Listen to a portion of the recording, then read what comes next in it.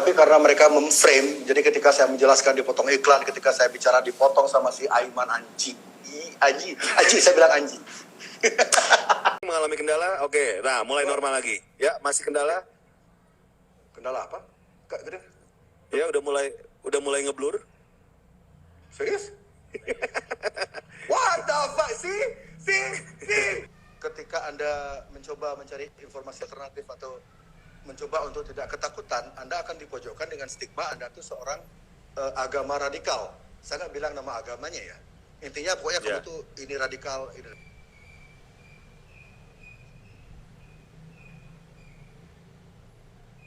Ya, sepertinya mati di sini. Bli, nggak kedengeran suara lu, Bli? Oke, ini suara nggak kedengeran.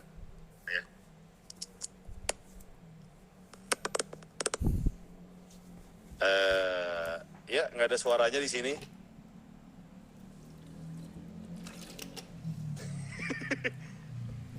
Nggak ada suara.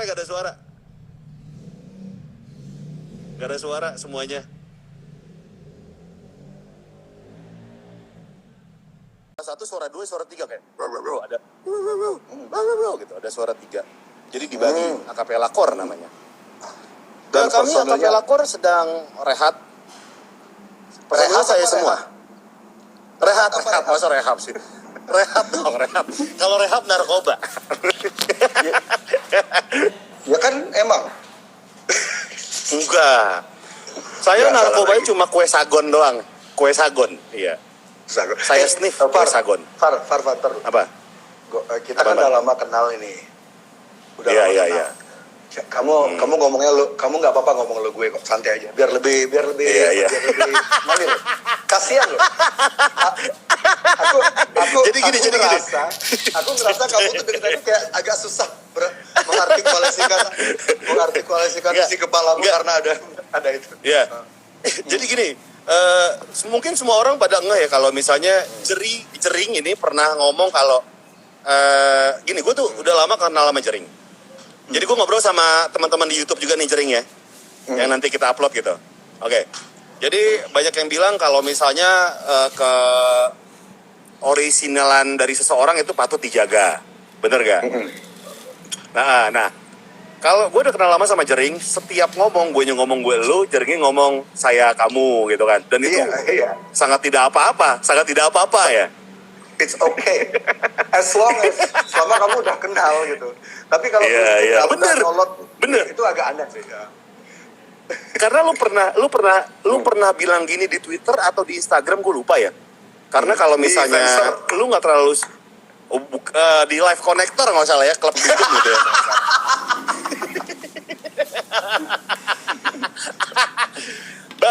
bahwa katanya lu nggak terlalu suka sama orang yang tiba-tiba gue lu sama lu yang baru ketemu, bener gak sih? Bener banget ya. Apa ya, kalau saya boleh jelaskan, itu bukan pendapat saya sendiri, karena orang-orang lain juga banyak yang bercerita gitu. Kalau misalnya mereka tidak terbiasa pakai lo gue, ketika ketemu orang diajak langsung ngomong lo gue itu kayak agak kagok gitu loh, kayak kenapa saya harus dipaksa masuk ke dunia Anda langsung tanpa proses? Kenapa kita nggak ketemu di tengah-tengah dulu? Oh, kita kan orang Indonesia ya, pakai bahasa Indonesia. Setelah kenal baru jalan Pak.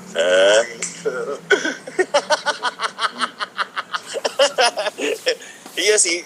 Jadi ya seru aja. Nah, Jering, ini ngomongin soal wah enak dia ada bir di sana, masih dijual, Bli. Di sini susah. Ah, serius? Iya. Gue nyari bir yang bentuknya saset di sini susah banget. Mungkin di Bali ada kan? Coba yang galon coba. Jadi ada yang panas sama yang dingin. bir panas tuh gimana rasanya sih? Di Kimia Farma coba cari. Ada. Jadi ini ngomongin soal apa? Gofar, kameramu bagus banget loh, curang. Kameranya ini bagus banget. Bukan, ini adalah kamu jadi cantik apa namanya? gitu ya? Iya dong, ini kan kamera beauty. Aku pakai kamera beauty di sini. Nanti pakai filteran bibir-bibir oranye gimana? Seru gak? Boleh. Enggak, gini beli gue soalnya pakai iPhone kan. Soalnya kalau misalnya pakai yang lain kan takutnya ini kehubung-hubung sama Bill Gates gitu. Beli. Tet baru satu ya. Tet. Algoritma Baru satu, nggak boleh. berjalan nih. Oh iya itu, oh iya. Jadi kalau live kita tiba-tiba berhenti, kita salahkan siapa nih? KGB. Aduh dong. Saya pikir kalau Iya. misalnya gangguan kita terganggu malam ini, biar masyarakat yang menilai lah. Biar penonton yang menilai ini ada, ya itu paling bagus sih. Iya. Oke. Yang Tapi jelas sebelum Gofar kita kan, ngomongin, Gofar, tapi ntar Gofar Iya. selama ini live sama orang berapa jumlah viewer terbanyak? nggak sebanyak lu kemarin sama Dokter Tirta sih. Gue tuh paling 5.000. Lu tuh Belum kemarin sempat. 130.000 lo men. 130.000 lo kemarin. Jadi- kalau nggak salah Tapi 140.000 ya kalau nggak salah ya. yes, around that number. Iya. Lalu kalau misalnya orang selevel siapa ya, Justin Bieber gitu kan bisa berjuta-juta itu yang view. Betul. Nah, mereka itu kan bisa lancar. Seharusnya kan koneksi Indonesia kan cukup kuat sebenarnya. Iya. Kayak siapa ya, si Atta Halilintar lah bilang lah misalnya kalau dia live tuh kan Iya. gede banget gini ya viewersnya. Betul. Nah, kemarin Oh, lu kemarin sempat 160. mengalami gangguan. 160.000 ya? Gokil. Gokil. Itu kayaknya engagement terbesar deh selama live Instagram di masa pandemi ini. Oh, really? Saya nggak Iya. soalnya itu kemarin Eh. saya sama Dokter Tirta itu pertama kali dalam dunia per Instagraman itu pertama kalinya Iya. saya live sama orang gitu kayak gini. Yang ini yang ketiga kali. Oke. Dan yang kemarin sama Dokter Tirta itu lu mengalami gangguan kan? Koneksi. Ketika Oh. saya berbicara tentang teori konspirasi ngadak gitu. Ngadak gitu. Gitu ya. Ngadak. Gambar hilang, suara sih. Yang paling sering suara hilang. Oh, oke. Jadi apakah ini ada kesengajaan menurut Jering atau gimana ini? Itu udah saya nggak tahu karena kalau dari sinyal di Bali waktu itu di tempat kan waktu itu saya live-nya dari toko Ramal Empire. Di sana sinyalnya ada pakai wifi itu kuat dan setelah itu dicoba pakai sinyal yang lain nggak bisa, terus saya coba rubah pakai waktu itu sama Dokter kita sempat coba pakai akunnya Devil Dice yang sudah verified, sudah centang biru juga nggak bisa, jadi sempat 7 kali log out, login, tetap nggak bisa itu. Dan itu dimulai ketika saya mulai bicara teori konspirasi. Itu yang agak timingnya itu sih yang agak bikin penasaran gitu. Karena sebelumnya Dokter Tirta bicara, ketika kami bicara masalah rumah sakit, Dokter Tirta kan Dokter Tirta yang dominan bicara. Ketika dokter bicara itu koneksinya baik-baik saja.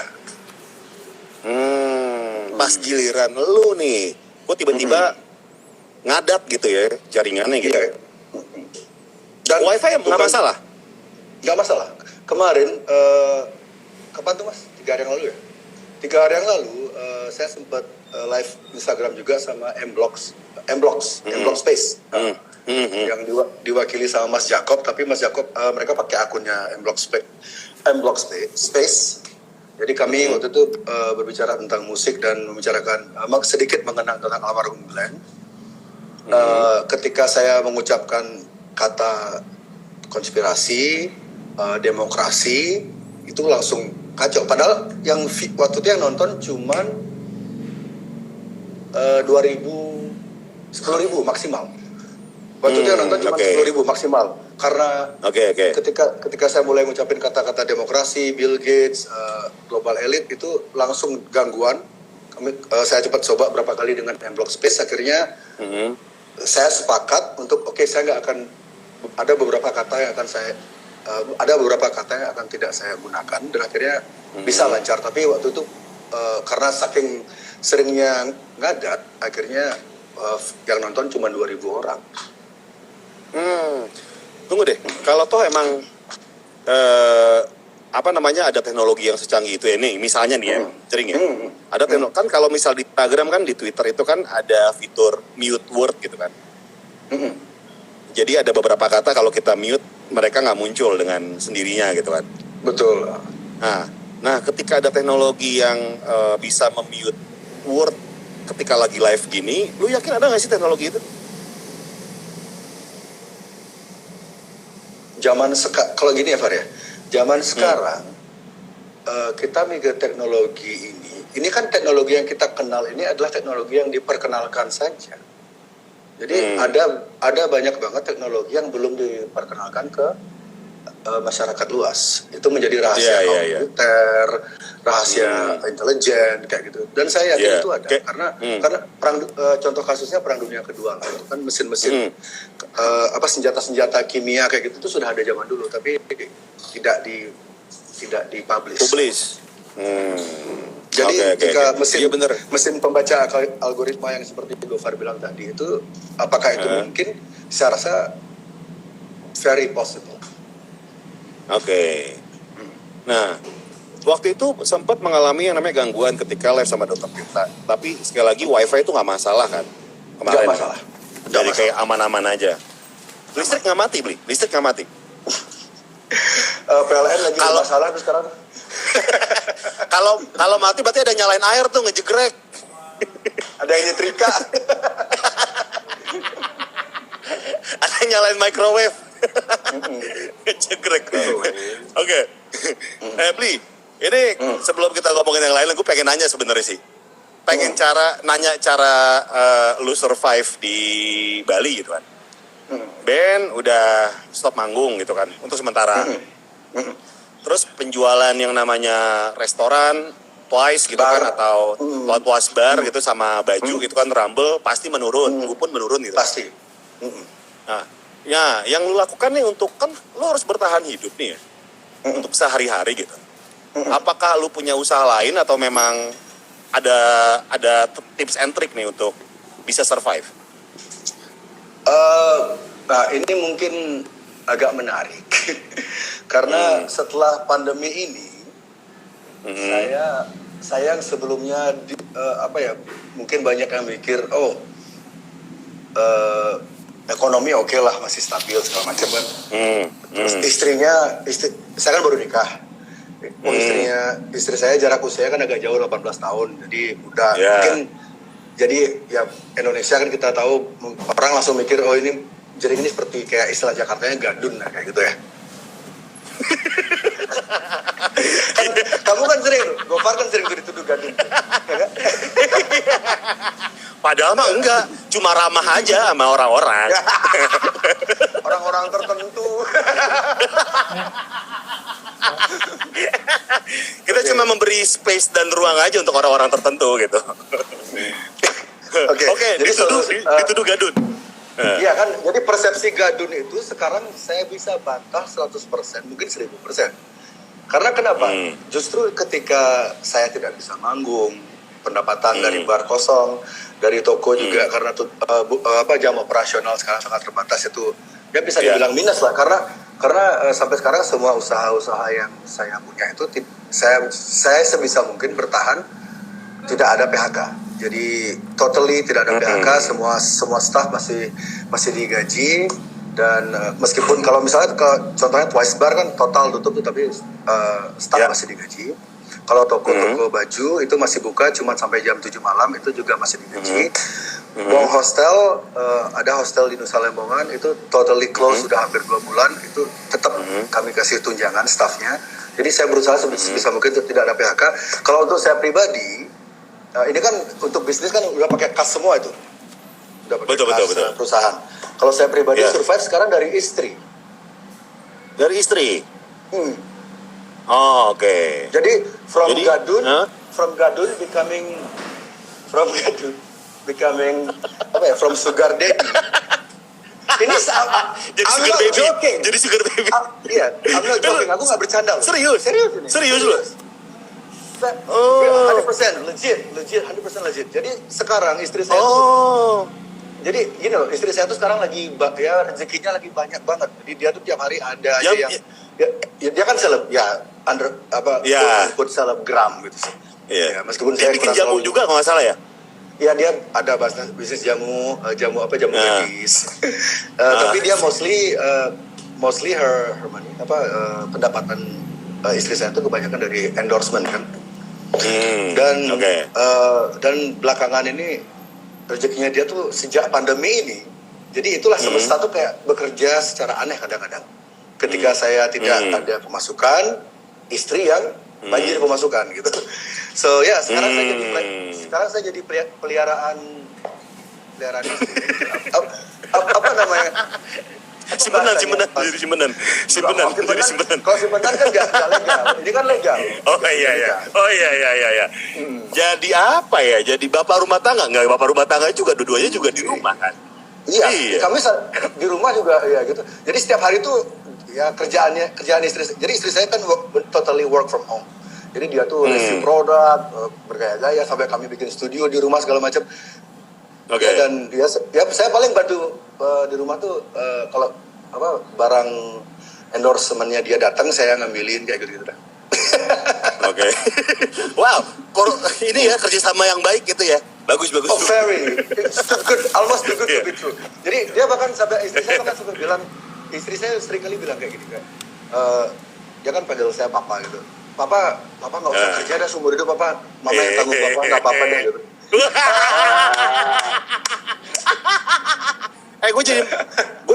Gue probation dong jadi anak lu 3 bulan aja, boleh gak? Umur berapa? Umur berapa? Umur 37. Masih bisa lah jadi anak kalian lah.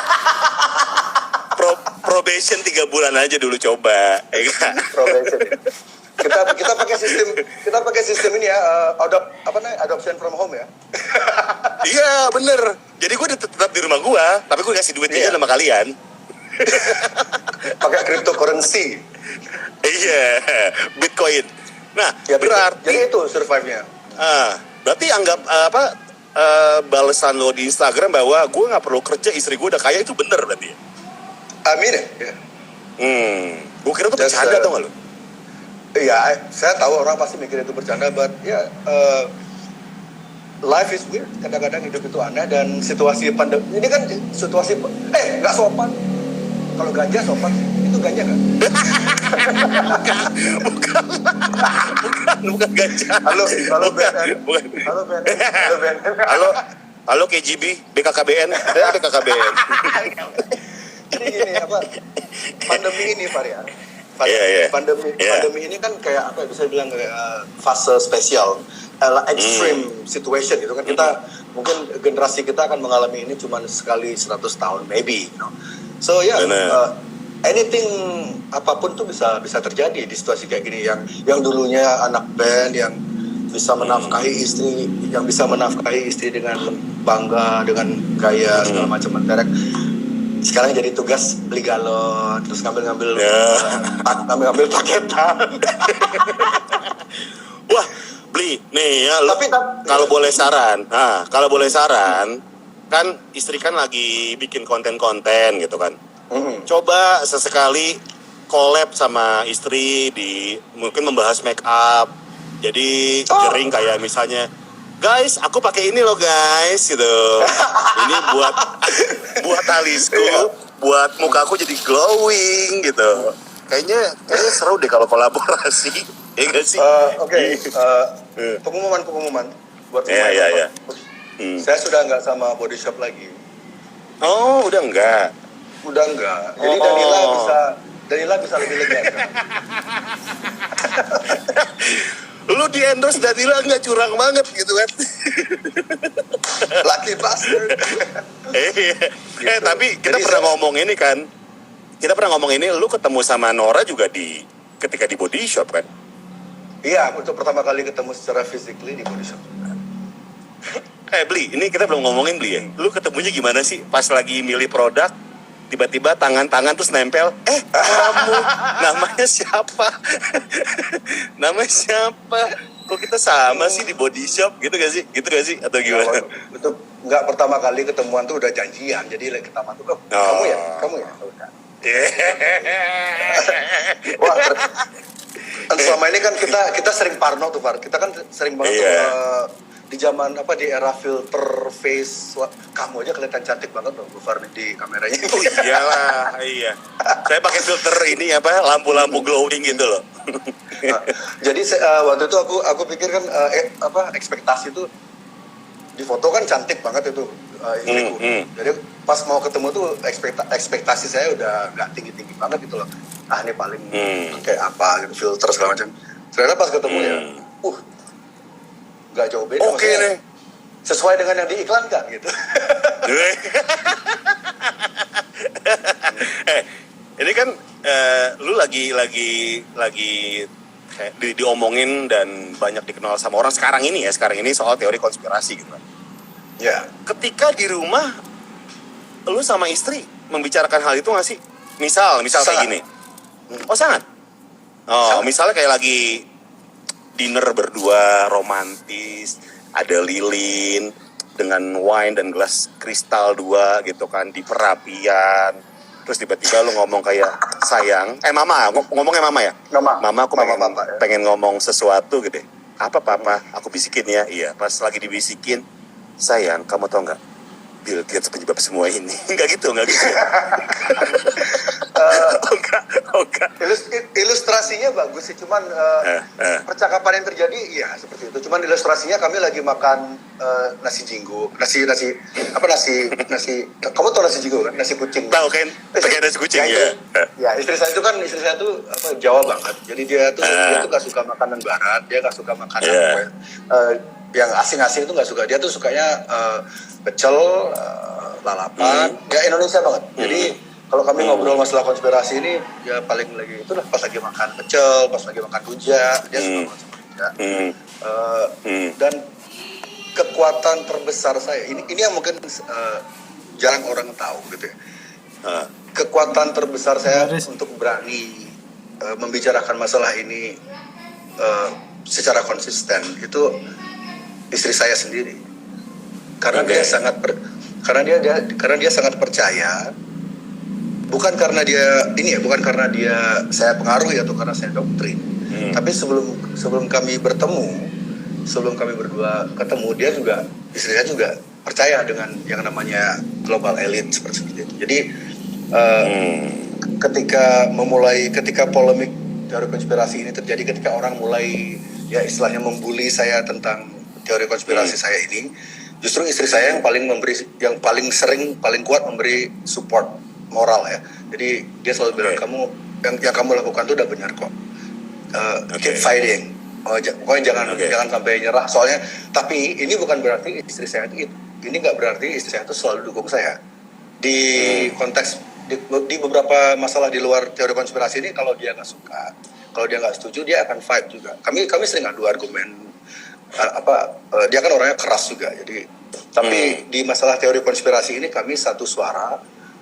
Sudah sangat bulat sampai kan kemarin saya sempat bikin ya istilahnya kalau jika ada yang menantang saya untuk suntik atau menularkan virus ini, I'll do it dengan syarat jika saya selamat, orang-orang yang mengkampanyekan lockdown itu harus melockdown diri mereka ke kantor polisi. Dan istri saya bilang, oke, kalau sampai benar itu terjadi Pak, ini istri saya sendiri yang bilang, jika itu benar terjadi, saya harus ikut disuntik. That's how much kekuatan ketika kamu dicintai seseorang ini kan kutipan filsuf Cina, saya lupa namanya. Ketika kamu dicintai seseorang,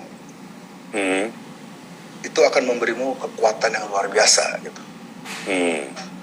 Jadi saya sampai sekarang saya masih konsisten untuk bertahan dengan opini saya, karena di rumah di rumah itu ada yang dukung. Oke. Kalau dari teman-teman band, teman musisi gitu, bahkan bisa dibilang nyaris nggak ada sebenarnya.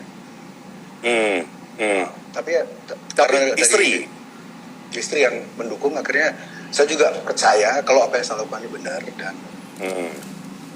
based on berdasarkan beberapa fakta yang saya temui juga, dan informasi dari luar negeri juga, beberapa kawan di luar negeri yang tertarik dengan isu-isu seperti ini. Iya. Akhirnya ya seperti ini. Akhirnya saya sekarang jadi bahan lelucon seluruh Indonesia. Dan gak sekali. Lu kan sering kayak gitu kan?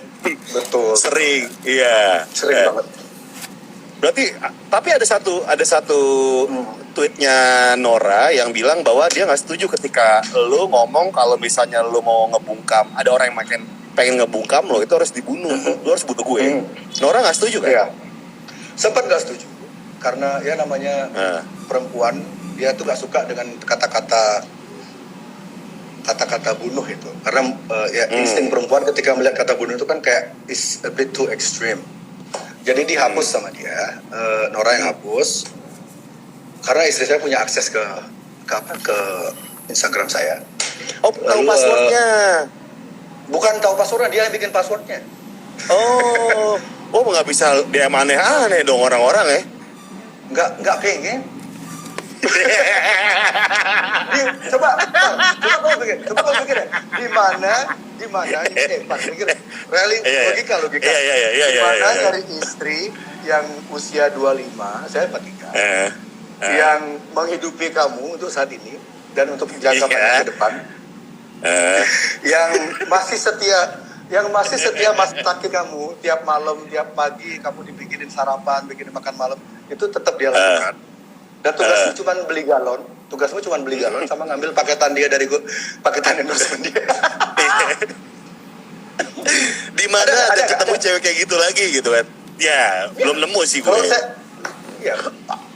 Nanti ketemu kok nanti, tapi cowok. Iya.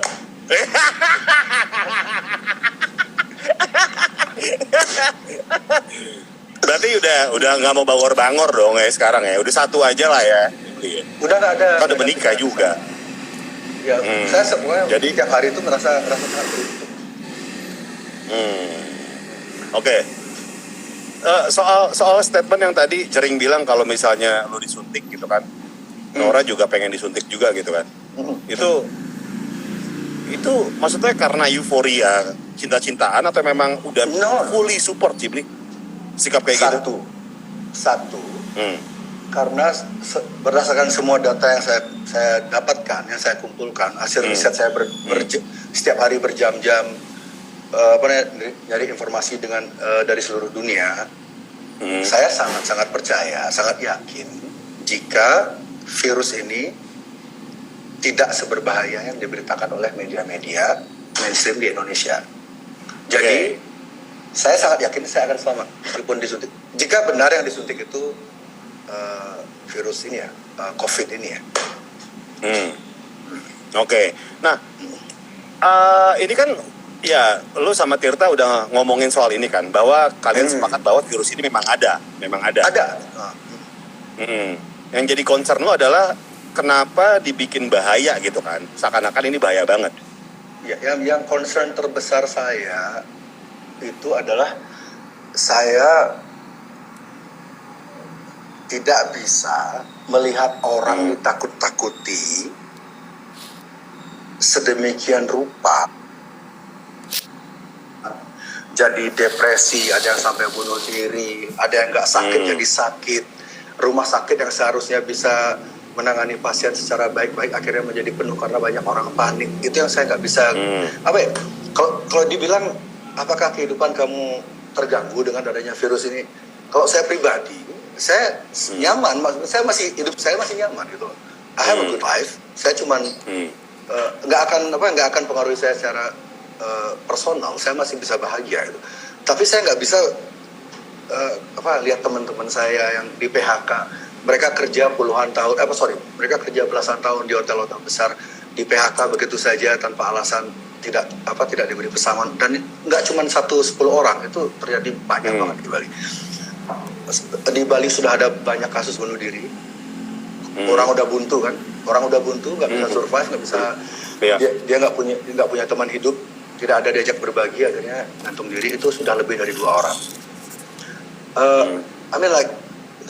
Gini loh, Far, dulu ya, sebagai kita kan berdua dari komunitas yang hampir sama ya, komunitas yang cukup dekat dengan bisa dibilang cukup dekat dengan situasi real, kehidupan real orang-orang gitu. Jadi kita berdua tidak hidup dalam gelembung kenyamanan yang beberapa kelas B ke atas miliki gitu. Jadi ketika ada bencana alam, contohnya dulu 2004 di Aceh segala macam, dan bencana-bencana alam yang lainnya kan banyak lagi. Itu saya selalu mencoba berbuat sesuatu, trying to do something untuk membantu korban.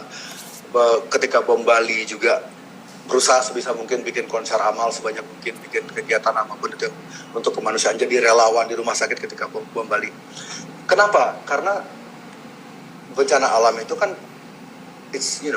sudah bisa dibilang itu tidak ada agenda bisnisnya. Jadi ya the only solusi untuk masalah-masalah bencana alam itu adalah memang donasi, bikin konser amal segala macam.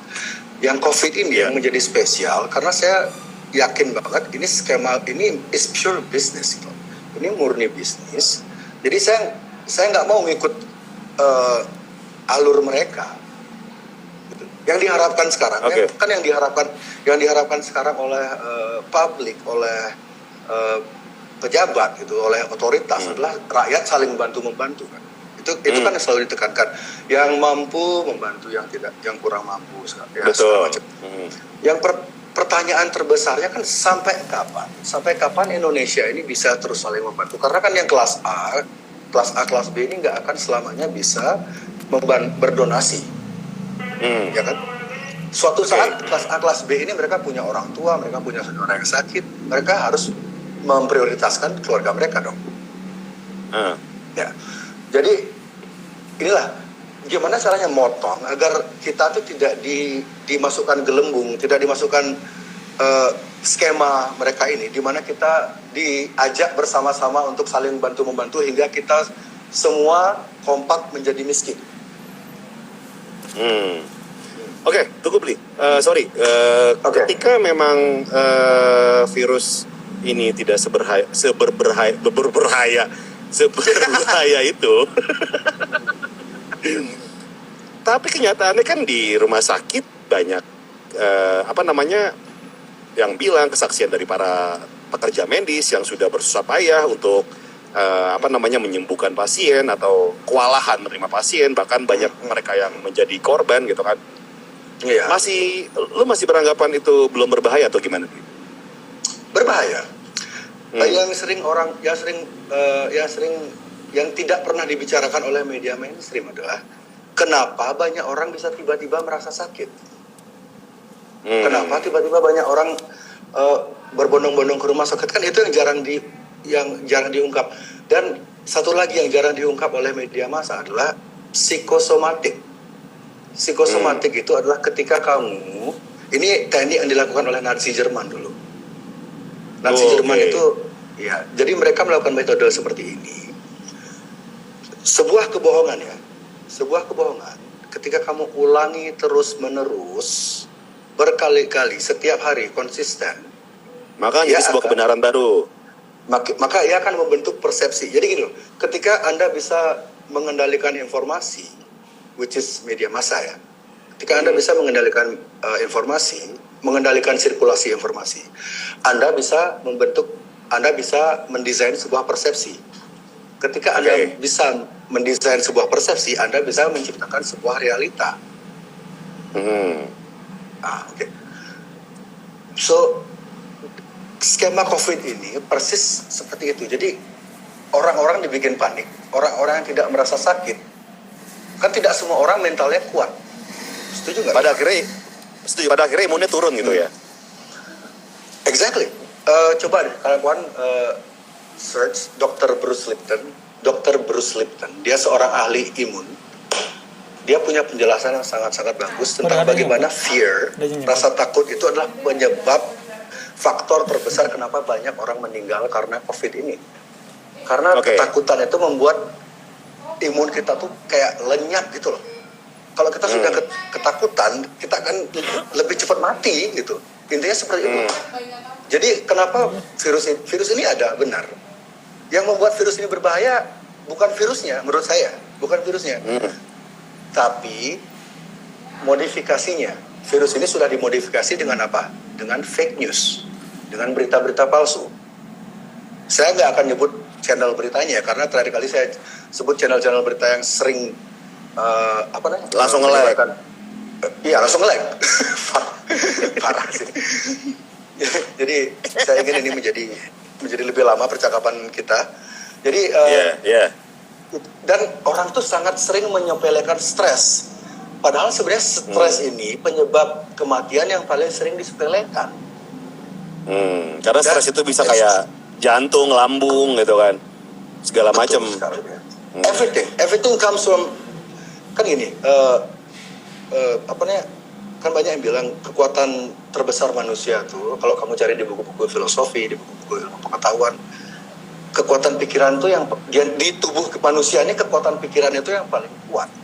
It's the strongest, tapi yang paling gampang diserang juga kekuatan pikiran.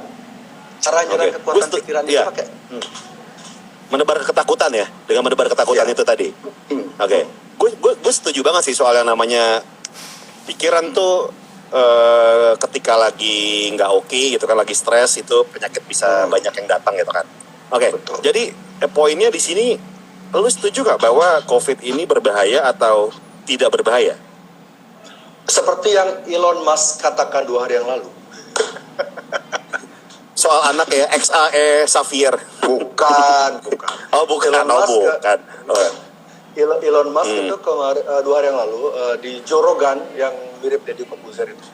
Jadi Joe Rogan niru Deddy kayaknya sih. Enggak, ini serius. Joe Rogan bilang di itu wawancara podcast mereka sekitar 2 jam lebih lah, seperti biasa, panjang kan. Itu ada beberapa statement Elon Musk yang menegaskan jika COVID ini tidak seberbahaya yang media coba pengaruhi kita gitu. Kan media ini mencoba menancapkan persepsi jika virus ini sangat mematikan. Elon Musk tidak setuju itu.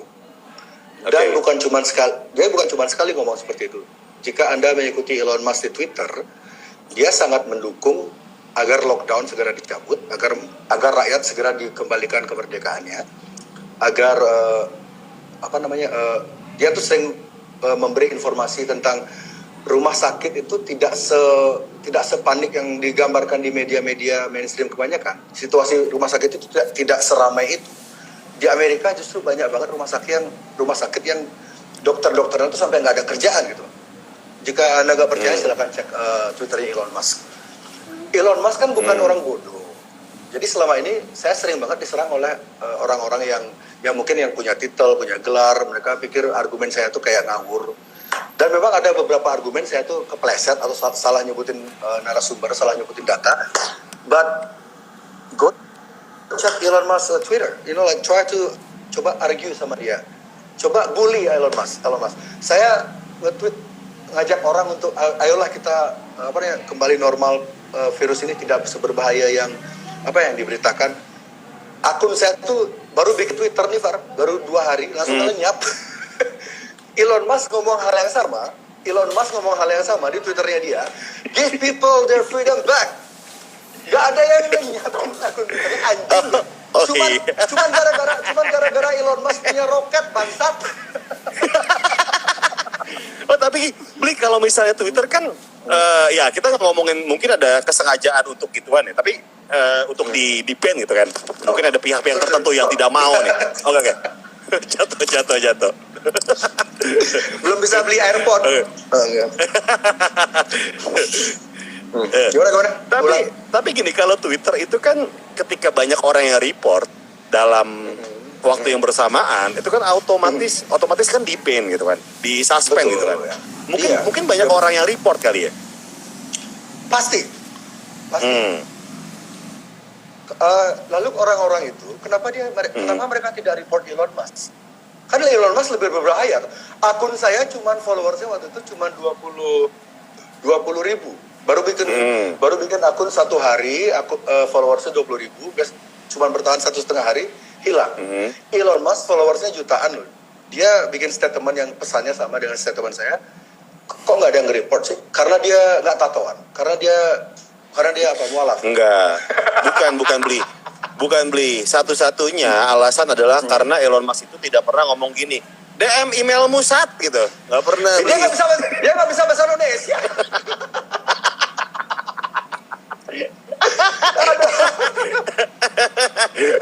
Oke. Coba dia bisa pasti dia udah ngomong. Oh iya. Iya. Send your dia kan email. Iya. Dumb fuck. Enggak, soalnya Iya, kan nggak pernah berurusan. gitu kali. Elon Musk kan nggak pernah berinteraksi sama netizen Indonesia kan. Mulut netizen Indonesia tuh beda loh sama netizen Amerika. Sama aja, cuma bedanya mereka bisa bahasa Inggris aja. Kita pakai bahasa kita jadi gitu. Jadi kedengeran lebih sopan ya. Oke. Apa namanya? Tapi banyak banget nih Bli, kalau gue lihat dari teman gue yang tenaga medis, mereka tuh bilang ke gue kok kalau misalnya rumah sakit memang sehektik itu, separah itu. Di Jakarta. Sedangkan lu bilang Jakarta, kan? di Jakarta ya? Di Jakarta, iya betul. Di New York pun demikian, Far. Jadi begini, Okay. makanya saya jelaskan tentang kenapa COVID ini terstruktur ya. Kenapa COVID ini sudah ada polanya, sudah ada yang mendesain. Kota-kota yang diserang itu adalah kota-kota pusat berita, kota-kota pusatnya media. You know, if you make it in New York, remember, ingat nggak ada yang ngomong gitu? If you make it in New York, you make it everywhere. Itu itu kutipannya Frank Sinatra. Kalau 9/11 kejadian pesawat yang menabrak menara kembar itu di New York dan itu mengubah geopolitik Semuanya global kan. Jadi di Amerika yang paling hektik itu di New York, itu kan kebetulan atau what? Di Indonesia yang paling hektik di mana? Di Jakarta. Jakarta. Oke. Jadi, nah, kenapa nggak di di- kota-kota? Kenapa nggak di kota-kota yang nggak ada stasiun TV-nya? Kenapa nggak di kota-kota yang nggak ada selebritinya? Karena kalau di Bali gimana, Bli? Itu, dude, seriously di Bali sebenarnya kalau saya boleh jujur ya, boleh nggak jujur? boleh dong. Ya. Di Bali ini sebenarnya itu kalau masyarakat mau jujur, ya, kalau pemerintah Bali ini mau tidak mengikuti instruksi dari pusat, Bali ini it's okay. Sejauh ini korban yang meninggal itu 4 orang, 2 imported case ini mereka sudah lanjut usia dan mereka sudah punya penyakit bawaan. Dan so far nggak ada penambahan korban, nggak. Padahal sebenarnya secara demografi Bali ini kan sebenarnya paling rentan, Far, karena dikunjungi oleh banyak turis asing, banyak melting pot lah. Sebenarnya kan di sini jika benar virus ini sudah menyebar ke seluruh dunia, seharusnya, dan jika benar virus ini seberbahaya yang diproyeksikan oleh media-media, seharusnya sekarang sudah ribuan orang meninggal di Bali, seharusnya ya, jika benar seberbahaya itu. Di Bali rumah sakit kebanyakan kosong, santai. Maksudnya, Lu ngecek, udah pernah ngecek gitu? Udah pernah ngecek ke rumah sakit? Iya, ada kan teman-teman banyak kerja di sana. Oke. Iya, oke. Iya sih, tinggal nanya ya. Iya, jadi mereka ya malah justru setelah pandemi ini nggak ada kerjaan mereka, makanya mereka kayak main TikTok segala macam, dan ya saya juga hampir nggak setiap hari sih, tapi sering banget keluar jalan-jalan naik sepeda gitu. It's like orang-orang nggak cuman gara-gara pemerintah pusat yang ngasih instruksi ke Pemda Bali untuk kita harus gawat, kita harus ketakutan, kita harus bla bla bla. Ya akhirnya semua orang jadi ikut-ikutan ketakutan gitu. Padahal sebenarnya enggak. Itulah kayak saya pakai komparasi tadi ya. Bali melting pot, orang dari Cina banyak, orang dari Eropa banyak, orang dari Amerika juga ada. Seharusnya jika benar ini semenular itu, seeksponensial itu cara penularannya, sudah ribuan korban di Bali. Buktinya sekarang cuma 4 dan itu pun 2 imported case dan mereka sudah tua, sudah umur di atas 60-an. Dan di Bali, ya Far ya. Dan di Bali setiap tahun itu selalu ada warga negara asing yang meninggal selalu. Jadi kok kita tiba-tiba sekarang mikir, ada bule meninggal di Bali, itu COVID. Ya elah, tahun lalu juga ada 14-an bule meninggal naik motor, ada 3 bule meninggal sakit jantung, itu biasa itu. Like, people die, orang meninggal. Oke. Nah, berarti lu nggak setuju nih kalau misalnya pantai ditutup, villa-villa ditutup, lu nggak setuju nih kalau di Bali? Ini sekarang ya, server-server di Bali ini, saya kan udah bicara sama beberapa server. Mereka sekarang sudah, mungkin kalau disulut itu mereka akan demo. Nah, berarti kenapa? Gini, oke. Gimana, Bli?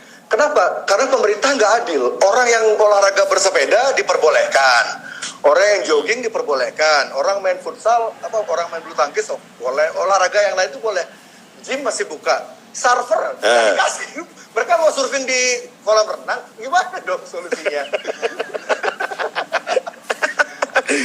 Oke, kan kemarin tuh ada beberapa video yang sempat viral, ada turis gitu kan, bule lagi party-party di villa, terus pada akhirnya diserang sama netizen karena kok lagi lockdown, atau bukan lockdown ya, karena lagi self quarantine kok masih sempat bikin party gitu ya.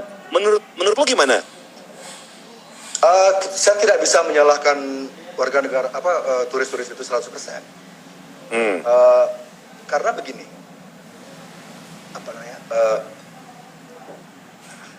kita balik ke Bapak Terawan ya, kita bicara sedikit tentang Bapak Terawan,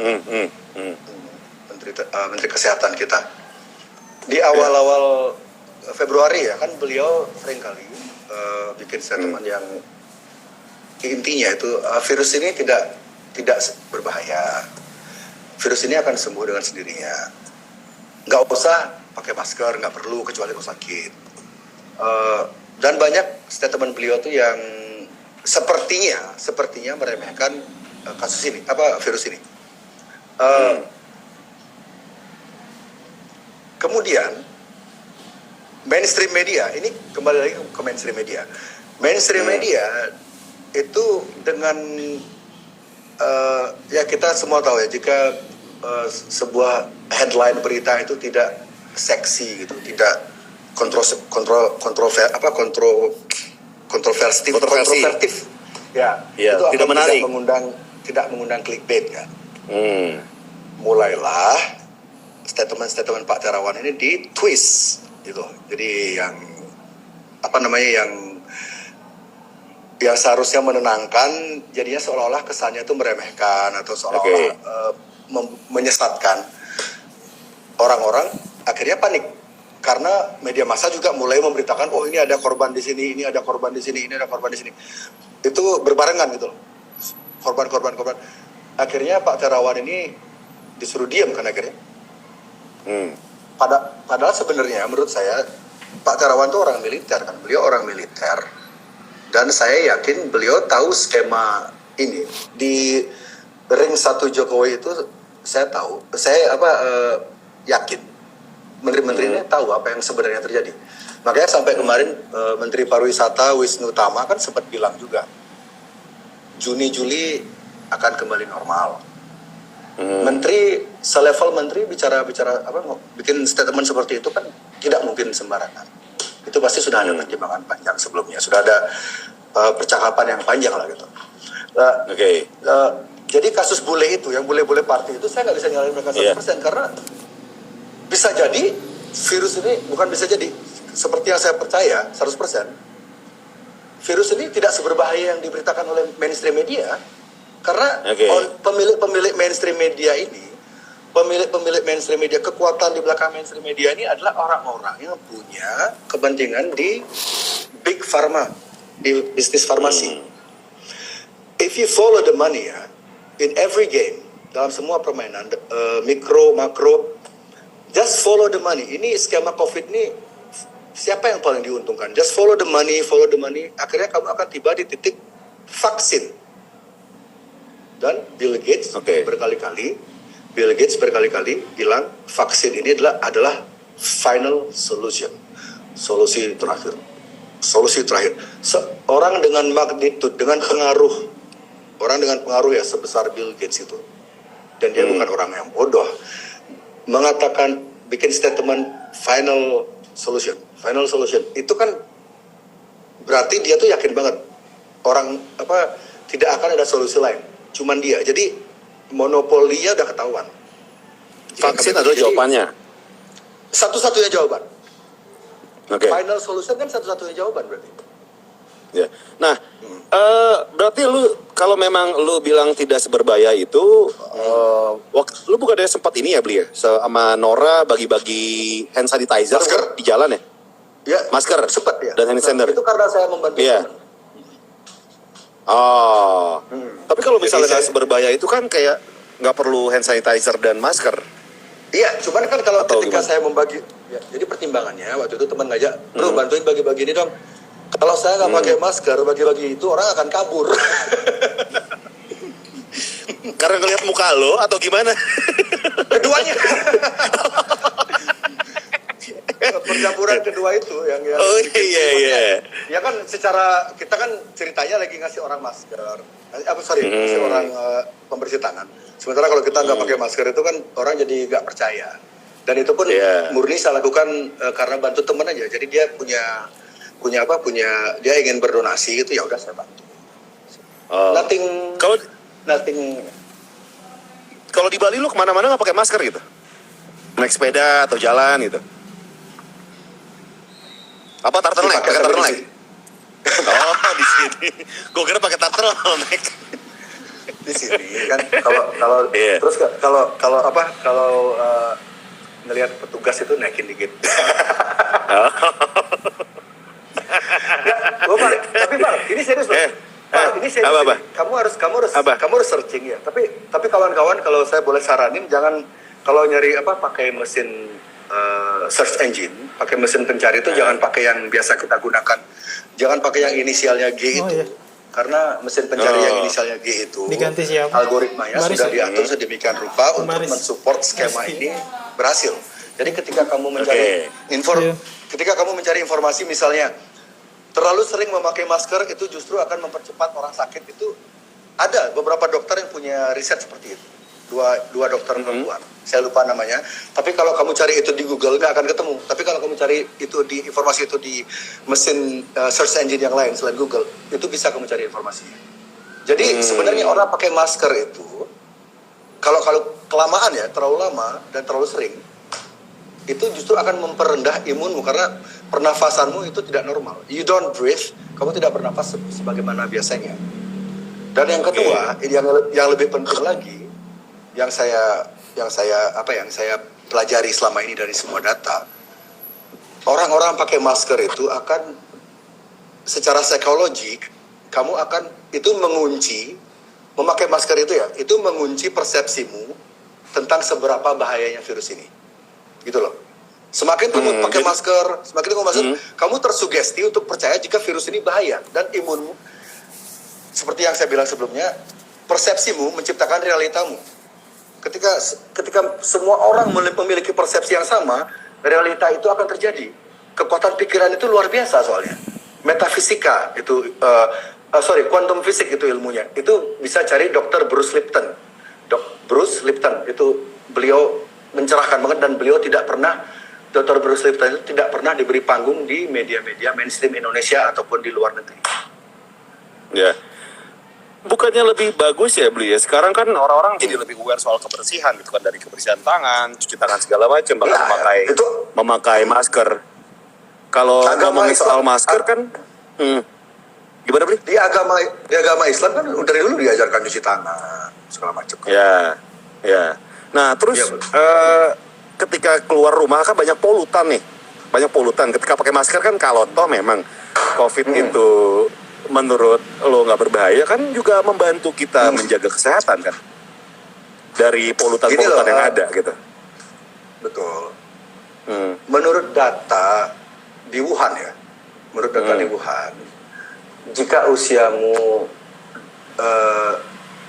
di bawah 50 tahun dan kamu tidak punya penyakit yang parah, meskipun imunmu itu pas-pasan kayak imun kita berdua nih kan, kita kan masih minum, rokok segala macam. Meskipun imun kita ini Iya, pas-pasan, iya. kemungkinan sembuh kita tuh 99%. Itu ada datanya dari Wuhan. Data yang sama juga disampaikan oleh 2 dokter di California yang video di YouTube-nya itu sudah memiliki 5 juta viewers, lalu dihapus oleh YouTube dengan alasan mengganggu community bla bla bla bullshit itu. 2 dokter itu persis sama, angka fatality-nya COVID ini 0,03, bahkan lebih rendah dari 1%, 0,03%. So, basically kamu nyebrang jalan beli bakso di depan gang, di depan rumahmu, di warung depan rumah, beli bakso. Udah pasti di ketemu jalan yang virus sepi. itu. Enggak, bukan, di jalan yang sepi gitu ya. Kamu nyebrang beli bakso, nggak ngeliat kiri kanan, kemungkinan mati itu lebih tinggi daripada kena COVID. Percentage ya, kita bicara percentage. Ya. Oke. Jadi Berarti ketika lu nggak setuju bahwa virus itu tidak seberbahaya itu, peraturan pemerintah soal self quarantine dan PSBB ini seharusnya dihilangkan gitu. I think so ya. Kembali normal. Ya, ini solusi dari saya kan. Dari tadi kan orang pasti mikirnya ini jadi ngebaca. Oh, lu baca doang ada solusi nih. Iya. Ya. Jadi solusi ini juga sudah disampaikan oleh siapa namanya? Solusi ini juga sudah disampaikan oleh Dr. Tirta. Orang yang sudah positif COVID, yang terjangkit COVID dan orang yang usia sudah lanjut, yang sudah di positif COVID. Jadi tiap-tiap kota yang angka penderita COVID-nya tinggi itu dibikinkan mega cluster. Jadi mega cluster ini jadi satu pintu. Jadi semua orang yang terkena COVID itu dikumpulkan di sana. Kan nggak banyak sebenarnya. Tiap kota tuh berapa sih? Di Bali cuman berapa sih yang kena COVID? Cuman media aja yang membuat kesannya tuh semua orang kena COVID lagi. Media kan. Jadi tiap kota yang memang ada gini penderita COVID-nya itu dibikinkan mega cluster agar satu untuk menyelamatkan, satu untuk memutus penularan kan karena tidak menyebar. Kedua untuk menyelamatkan nyawa tenaga medis karena tenaga medis tidak akan sepanik yang sekarang ini karena mereka sudah satu pintu semua dipusatkan di satu tempat. Saya pikir kalau pemerintah serius itu bikin mega cluster tuh bukan hal yang susah loh. Contohnya di Bali ya. Sekarang kan Bali punya kantor Pemda Badung. Pemda Bandung itu punya kantor yang sangat megah, gede banget dan bersih dan mewah. Itu bisa menampung ribuan orang. Dan harusnya dibikin klaster itu. Iya, kenapa? Jadi yang memang positif di Bali dikumpulin di sana semua. Jadi tidak menimbulkan kepanikan massa, menyelamatkan nyawa petugas medis dan penyebarannya di sana-sana aja gitu. Dan untuk yang muda-muda tetap berkegiatan seperti biasa. Jadi jam malam, penutupan pantai, penutupan jalan itu tidak perlu. Cuman perlunya adaptasi.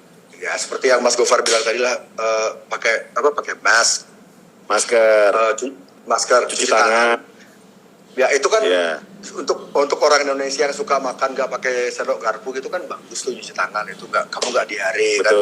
Terus pakai masker untuk melindungi kita dari TBC. TBC itu lebih berbahaya daripada COVID. Angka kematian TBC di Indonesia itu jauh lebih tinggi dari COVID dan dia penularannya itu sudah terbukti airborne lewat udara. Dokter Tirta juga sudah mengkonfirmasi itu.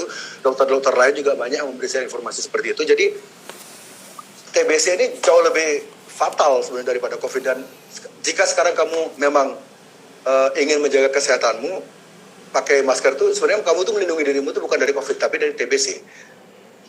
Dan yang solusi ketiga apa tadi? Social distancing. Social distancing itu perlu. Ya kalau kamu nggak mau kurap, nggak mau kadas ya perlu sih. Berarti intinya adalah menurut lo PSBB itu dihilangkan, tapi orang-orang tetap melakukan yang namanya pakai masker, pakai sanitizer, adaptasi, dan melakukan pekerjaan seperti biasanya gitu. Iya. Jadi kalau Oke. misalnya nih harus ada konser itu ya konser aja gitu. Tapi mungkin ya penontonnya pakai masker semua, itu oke lah. Vokalisnya pakai masker. Ya kan Slipknot pakai topeng bisa nyanyi. Oh iya bener.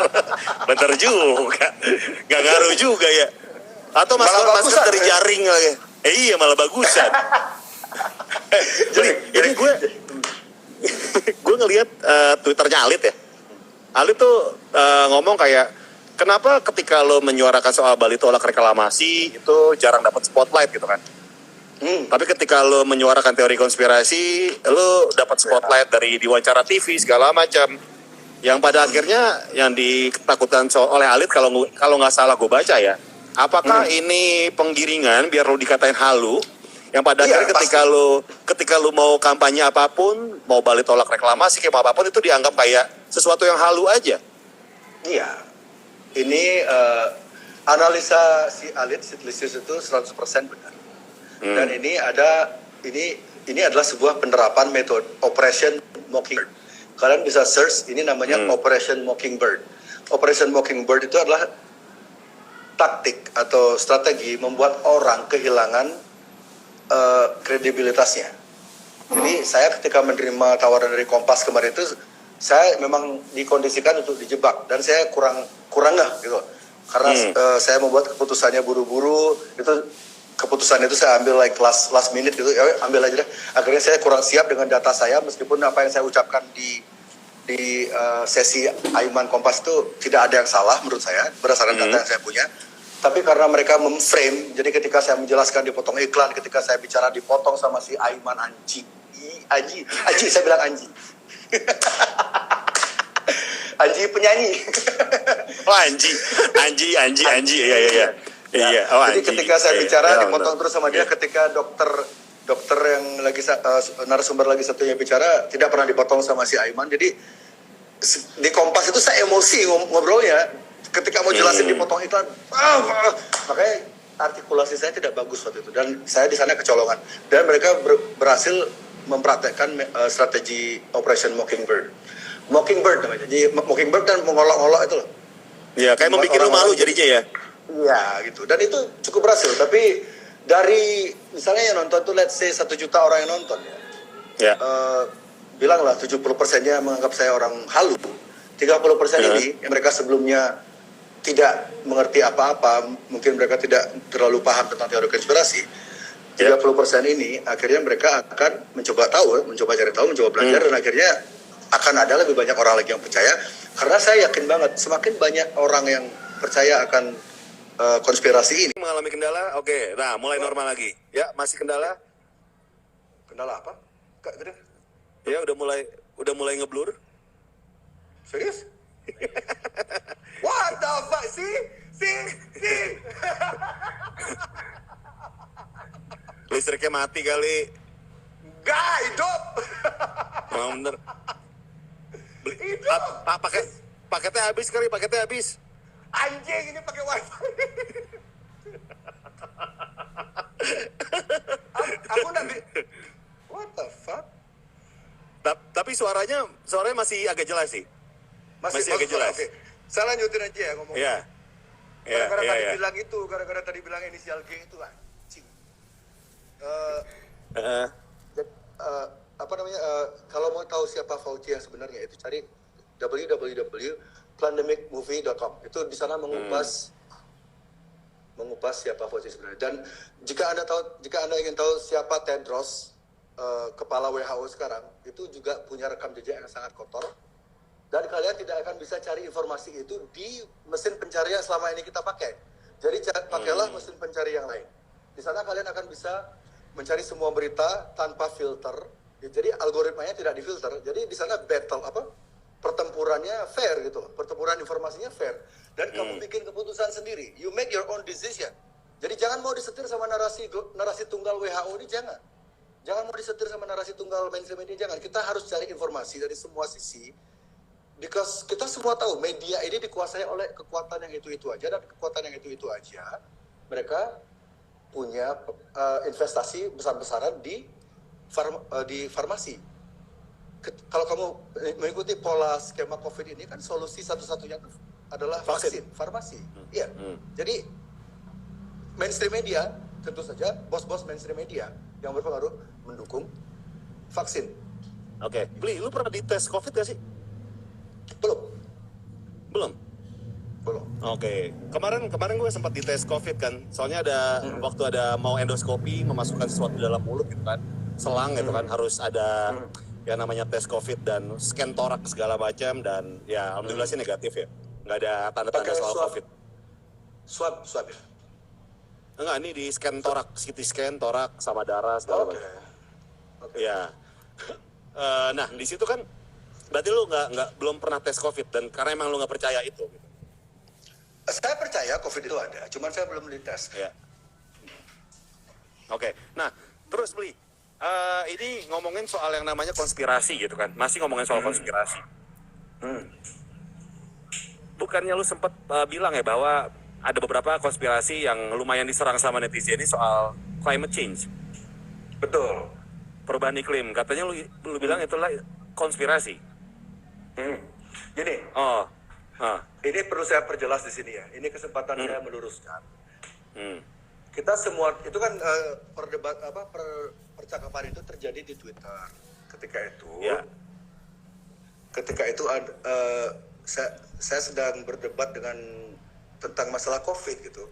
Lalu melebar ke perihal PBB. Dan saya dari beberapa informasi dari beberapa buku yang saya baca, ternyata PBB ini climate change adalah salah satu agenda yang didukung oleh PBB. Saya tidak mengatakan perubahan iklim itu bohong, enggak. Yang saya maksud di tweet saya itu adalah solusi-solusi yang ditawarkan oleh PBB terkait climate change ini banyak yang tidak real, ya banyak yang palsu, itu solusi-solusi palsu. Contohnya apa? Solusi yang sebenarnya, contohnya kalau kamu cari dokumenter terbaru rilisan Michael Moore, judulnya Planet of the Humans yang baru rilis 5 hari lalu, di sana menjelaskan bagaimana solar panel yang selama ini kita anggap sangat ramah lingkungan, ramah energi, itu ternyata efek daya hancurnya itu lebih besar daripada kita menggunakan tenaga sumber energi gas atau Listrik. fosil. Iya, seperti itu. Dan itu salah satu solusi ya. Jadi ketika saya bilang di tweet itu, karena jumlah karakter nulis di tweet itu kan nggak bisa panjang-panjang itu, ya terbatas. Jadi saya nyingkat itu, climate change yang digaungkan oleh PBB ini hoax, karena saya nggak bilang climate change-nya yang hoax, yang digaungkan oleh PBB. Jadi solusi-solusi yang mereka berikan itu nggak masuk akal, karena itu lebih ke bisnis, karena banyak industri, banyak korporat besar bermain di sana. Itu namanya greenwashing segala macam itu ya. Dan buang hostel, setelah saya nonton dokumenter itu, saya kan punya hostel di Nusa Lembongan yang selama ini pakai solar panel. Setelah nonton dokumenter itu, saya ngobrol ke partner-partner saya, ya setelah ini mungkin kita akan jadikan dia rumah bordil aja deh. Ikut dong. Jadi investor. Jadi investor. Investor apa karyawan? Jadi selektor yang nyeleksi gitu ya. Oke. Karena gue kaget juga sih ketika lu ngomong itu, bukannya lu lumayan menjadi aktivis soal alam gitu kan? Iya betul. Jadi ini baru kebuka itu cakrawala karena skema COVID ini akhirnya kan ini saya ngulik skema COVID ini, akhirnya saya ketemu dengan apa yang namanya Agenda 21. Agenda 21 itu agendanya PBB yang akan terwujud secara utuh tahun 2030. Jadi poin dari Agenda 21 ini adalah sentralisasi energi. Semua itu akan tersentralize, dikuasai oleh kelompok-kelompok yang itu saja.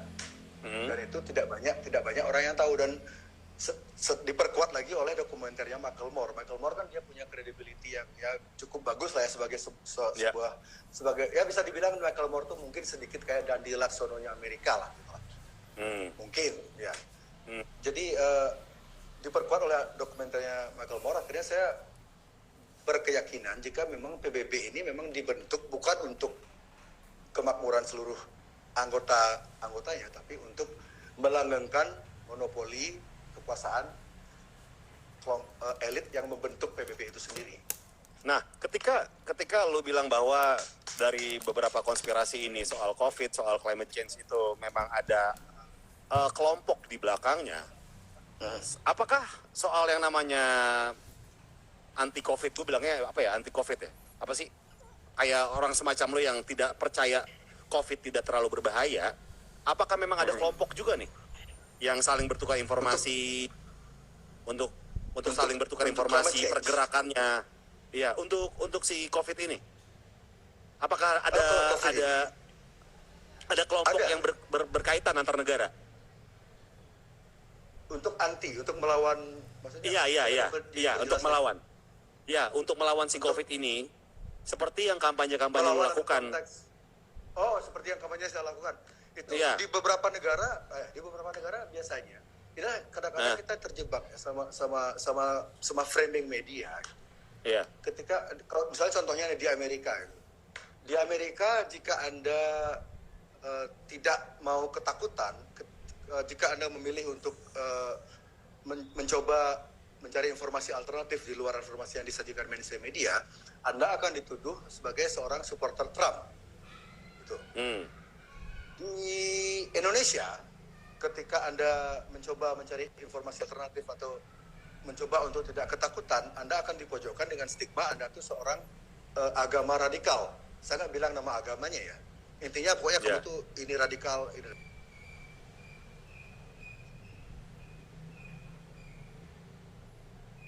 Ya, sepertinya mati di sini. Bli, nggak kedengeran suara lu, Bli? Oke, ini suara nggak kedengeran.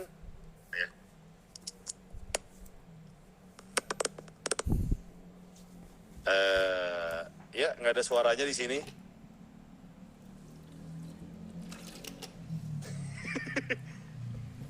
Nggak ada suara.